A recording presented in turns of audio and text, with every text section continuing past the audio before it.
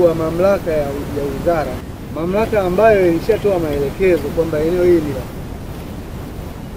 mnanielewa, eneo hili kuanzia leo, kwa mamlaka hiyo, kwa maelekezo hayo ambayo mheshimiwa waziri kupitia kamishna alitoa maelekezo kwamba eneo hili arejeshewe FUCA, na nina barua hapa ya mkurugenzi kwenda kwa FUCA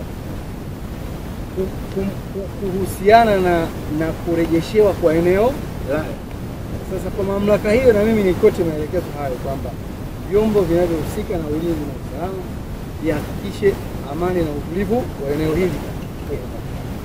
Sasa bwana FUCA, kwa sababu wizara ilishakurudishia eneo lako, endelea na ujenzi, endelea na shughuli yoyote ambayo ulikuwa unatakiwa kuendelea hapo. Kama kuna yoyote ambaye anaona ameonewa, aende mahakamani. Vyombo vya sheria vipo, vitafuatilia, vitaamua. Lakini kwa hatua ya sasa tunasimamia maelekezo ya wizara.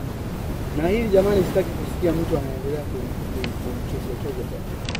Yeyote ambaye ataanzisha ugomvi au vurugu, hatua za kisheria zitachukuliwa. Kwa leo mimi nashukuru sana na nimeamini kwamba serikali inasimamia haki. Na leo nimekubali serikali kwa kweli inajali wanyonge. Mimi nilikuwa nishakata tamaa, lakini kwa jinsi serikali ilivyonisimamia naipa hongera. Na mwezi wa 10 natiki